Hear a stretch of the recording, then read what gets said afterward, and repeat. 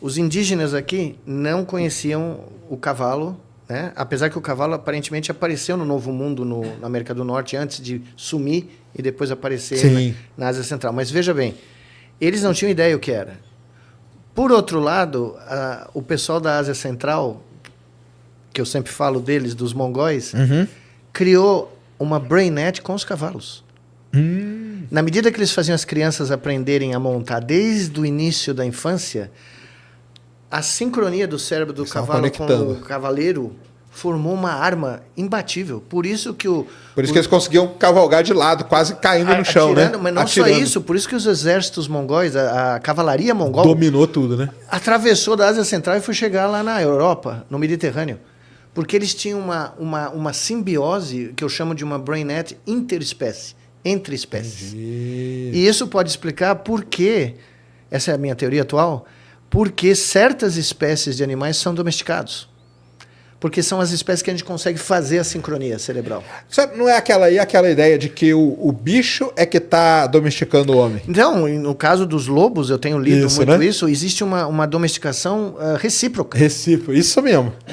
Isso mesmo? Faz sentido mesmo? Faz sentido, não. Eu conversando com pessoas... Porque o lobo chegava e falava assim, cara, se a gente não comer esses caras aqui, eles vão dar comida pra gente. Não, vai sobrar um paratinho garantido aqui, eu não vou precisar correndo. Por outro lado... Eles mostraram para os nossos antepassados como o caçar em grupo era eficiente. Sim. Eles mostraram que a formação da matilha tinha um resultado, sei lá, 60%, 70% das caças eram corretas, né? Eram bem-sucedidas. Então, houve uma reciprocidade nesse processo de domesticação. Então, tem mesmo. Eu falo isso aí, tem gente que fala que eu sou meio maluco, ó, tá vendo? Não, isso é estudado. Mas o que é curioso, que a gente está começando a estudar, é literalmente a sincronização da atividade elétrica do cérebro interespécies. Tá. Você está formando bonds, né? Conexões entre cavalos e cavaleiros, cachorro, gato, todos os animais que a gente domesticou. De certa maneira, eu acredito que nós formamos essas brainets. Né? Gato, né? Gato também falam que é um bicho que domestica o ser humano, né? Ah, bom. É tranquilo, né? É um ditador nato. E ele que manda. E o cachorro é aquele lance, né? Eu tive um cachorro, falo pro pessoal, o Dogo argentino, um cachorro bravo pra caramba, que eu não conseguia fazer nada com o cachorro, tive que chamar um adestrador, o adestrador falou, você tem que falar que você é que manda. Porque o cachorro, ele tem esse lance de obedecer um líder, né? Sim. Quando você mostra para ele que você é o líder... Mas se você não mostrar, ele toma conta. Ele toma conta. É isso mesmo. E aí, nesse negócio de adestrar, é meio que uma brainnet também? Não tem nada a ver? Bom, aí eu nem parei para pensar. Eu preciso de um adestrador para meu filhote que eu comprei, que o Godzilla está destruindo metade. Aí, ó, usa como experimento. Mas nós tem já alguns estudos. A última viagem que eu fiz na China, o ano passado, um pesquisador falou que eles estavam registrando entre cachorros e donos, EEG. Porque eu usei um exemplo de cavalos e cavaleiros, que a gente fez um pequeno estudo piloto lá no Rio Grande do Norte, e mostrou sincronia entre crianças e cavalos, crianças principalmente com autismo. Então, por isso... isso que eu ia perguntar. Por isso que muita gente usa cavalo como terapia. Isso, a equinoterapia, que funciona muito bem. Nós temos um projeto de equinoterapia lá no nosso instituto. Só que, pelo que eu entendi, a criança tem que escolher o cavalo e o cavalo tem que escolher a criança. Tem que ser uma escolha mútua. Entendi. Não é assim, você pega qualquer cavalo e dá liga. Tá? E aí uma escolha recíproca, você disse. É, recíproca. E aí um dos nossos colegas mediu o EEG do cavalo e do cavaleiro e da criança e encontrou a sincronização dos dois cérebros. Que legal. Que é a cola da brainnet. Entendi. Tá? Esse negócio da brainnet hoje, quem que está mais desenvolvido nisso aí? São os chineses mesmo? Não. A gente criou esse conceito em 2013. Isso é muito curioso. Em 2013 nós publicamos um trabalho numa das revistas. O senhor estava lá na Duke? Estava, né? Tá. No meu laboratório. Numa das revistas da Nature, nós publicamos a primeira rede neural, que é a primeira brainnet, com ratinhos conectados uns aos outros. Certo. E eles computaram. Eles solucionaram problemas coletivos. Que legal. 20 anos depois, um grupo em Indiana, atualmente, e eu reproduzi isso em macacos, fiz isso em vários experimentos, né? 2013, 15, 16, 19, antes da pandemia, né? Aí um grupo em Indiana não usou animais, eles usaram organoides cerebrais, que são bolinhas de neurônios, né? Que você cresce com células tronco. E eles conectaram entre eles, 10 desses organoides e criaram um computador orgânico como eu descrevi. Ah, tá. E na realidade, citaram o meu trabalho dizendo, olha, a prova, o conceito original foi demonstrado, mas é mais fácil conectar os organoides do que bichos. Do que um bicho inteiro, Muito mais fácil. Tá. E eles estão computando com redes de cérebros que são brain nets. Entendi. Então, isso surgiu experimentalmente. E no meu último livro, eu descrevi o conceito em detalhe. E agora, não é fácil, porque para fazer os experimentos, você tem que registrar múltiplos indivíduos simultaneamente. Mas começaram a aparecer estudos em grupos de música de câmara, violinistas tocando juntos, estudos em sala de aula, registro de EEG de vários. Eu fiz como eu contei, um estudo piloto no Palmeiras com jogadores de futebol. Mostrei tá vendo? Perderam pênalti por quê? Não pegaram pegaram o código do professor. Foi. Mas a gente mostrou essa sincronização entre cérebros. E a sincronização ela varia entre áreas do cérebro, ela não é igual, e em frequência.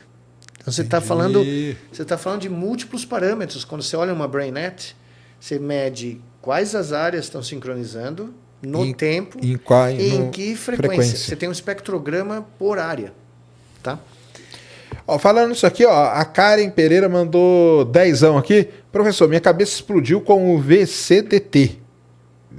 VCDT? O que é isso?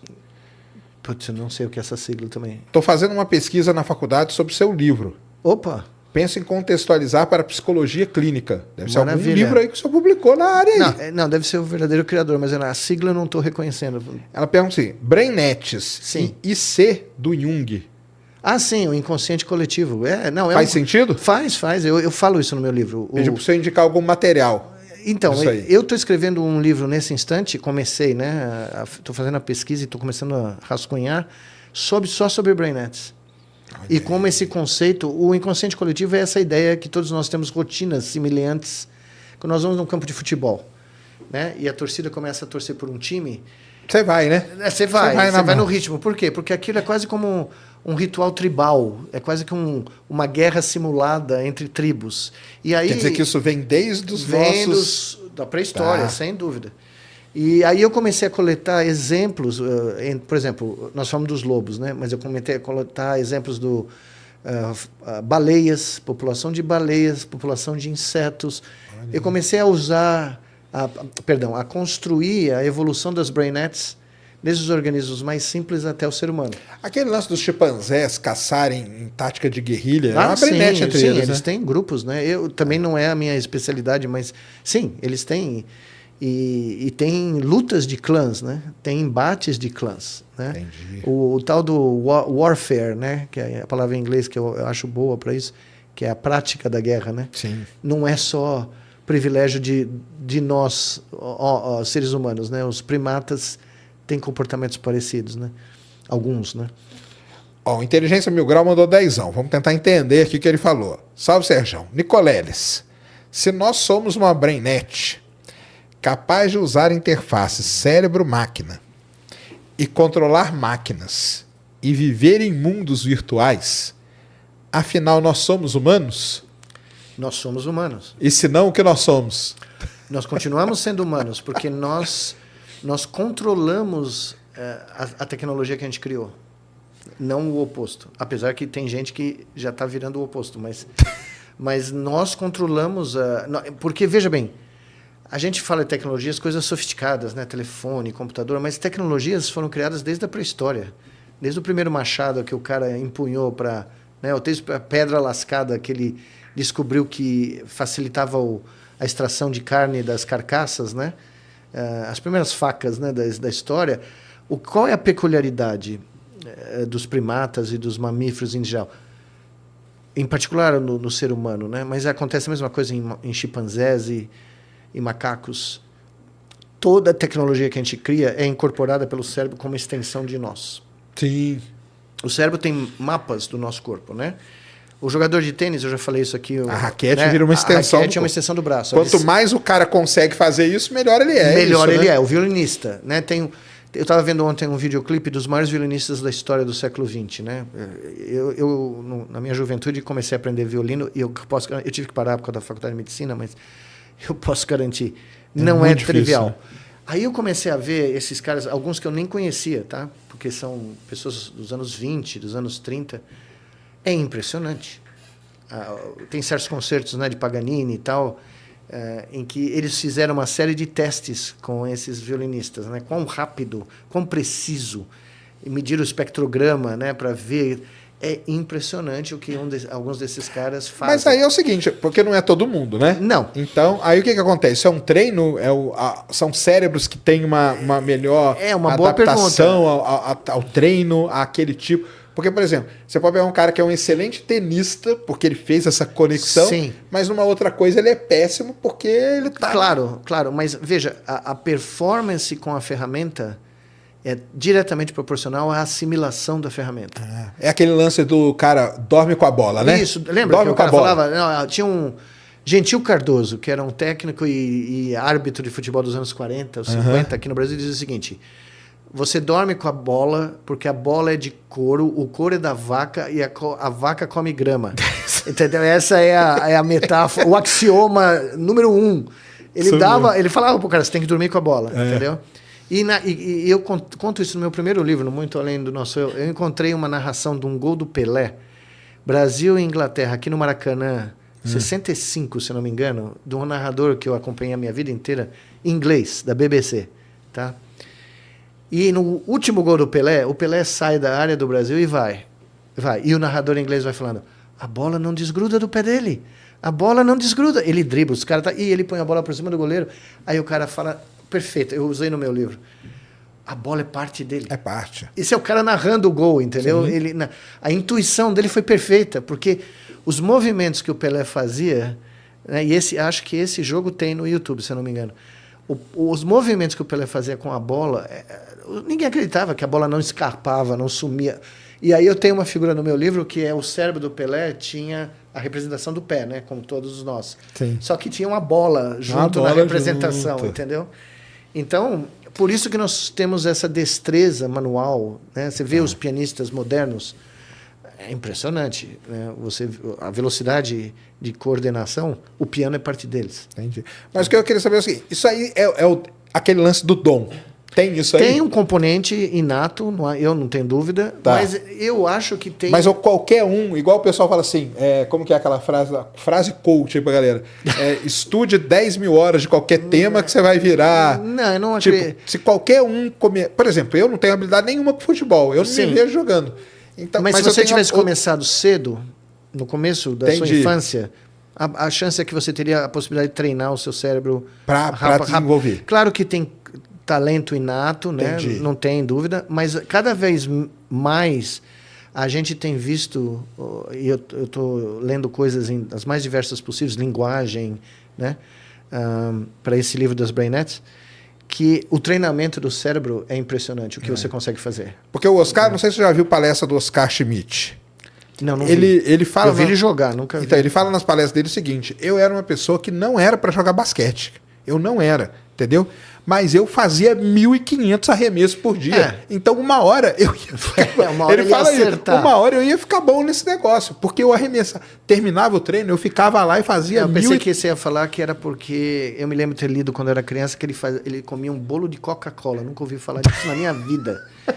Então, talvez o segredo fosse esse. Entendeu? Não, isso aí ele fala, porque ele fala assim, eu sou uma pessoa que, se você olhasse, não era para jogar mais. Eu sou desgonçado, eu sou alto e meio esquisito. Eu vi ele jogando. Então, e não era para eu ser... Mas eu ia lá e treinei 1.500 arremessos. Uma hora eu ia ficar bom. Ele defende o quê? Que se você pegar um negócio e treinar aquilo ali... mas tem um limite, né? Tem um limite, ninguém vai virar um Messi, né? Isso. Ninguém vai virar o Ademir da Guia, assim, do nada. Né? Tá. Tem componentes múltiplos aí de aprendizado, do momento que você começa a aprender. Não, e aí é aquele lance de descobrir, né? Porque, por exemplo, a pessoa, você pode... Vamos supor, eu pego meu filho, novinho, e ponho ele para fazer futebol.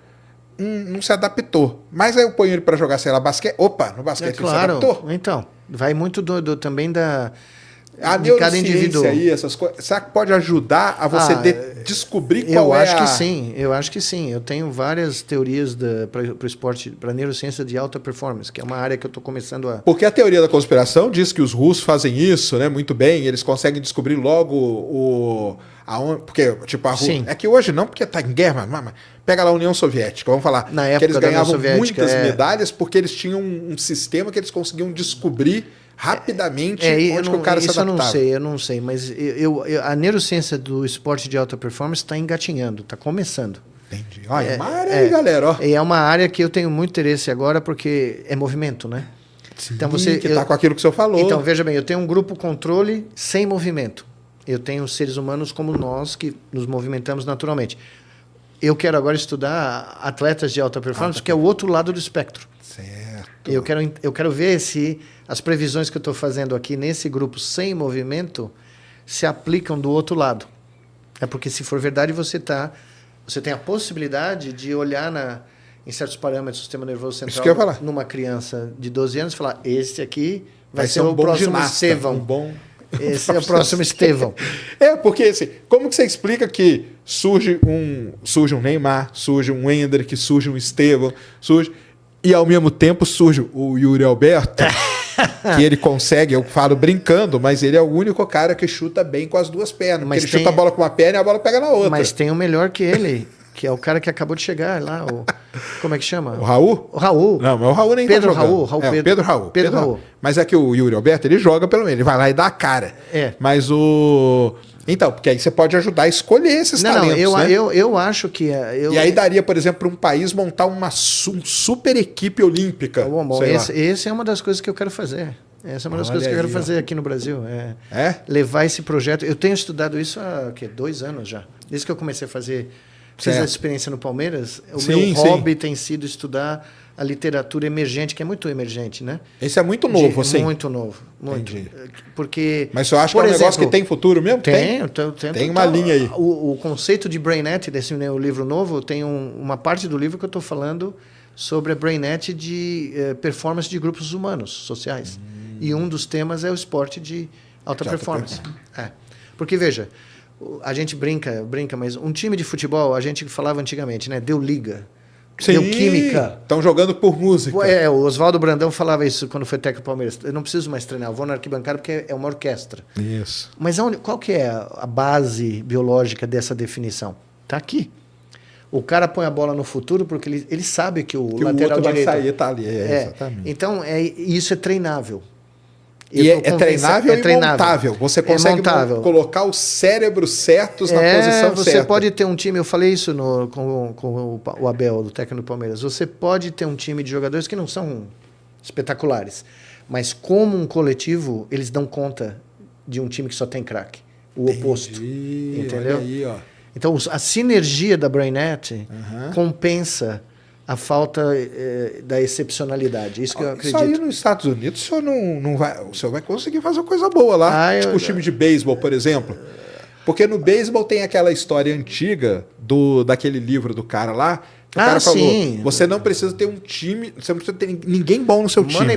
Moneyball. Isso aí. Eu li o livro e vi o filme. Isso, porque o cara ele faz um estudo estatístico que você precisa ter pessoas certas nas posições certas. Mas o Moneyball é baseado num fenômeno de segunda ordem. Que é a manifestação comportamental.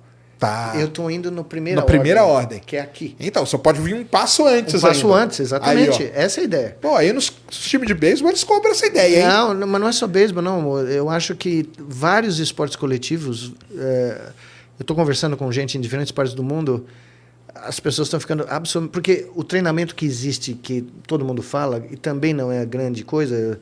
do ponto de vista de sofisticação, é o treinamento individual, neurofisiológico, tá? Então, melhorar movimento ocular, tempo de reação, essas coisas. Individual. Mas você treina o cara individual, mas depois você tem que integrar ele. Mas esse é o problema. Não tem... Eu li a literatura de trás para frente, muito raro. O conceito que nós estamos falando aqui de BrainNet não tem. Ninguém aplicou do jeito que eu imagino que possa ser aplicado. E aí tem que ter, por exemplo, além de estar o time ali, você tem que ter um líder, né? Sim. Que seria como o Brandão falava, o maestro daquela orquestra. Mas foi o que aconteceu no meu pequeno estudo no Palmeiras. Eu peguei 2 pares de jogadores do Sub-20, tá? E eu falei alguma coisa para eles, não aconteceu nada. O Abel entrou na sala e falou a mesma coisa, o lobo pré-frontal dos 2 sincronizaram na hora. Caramba.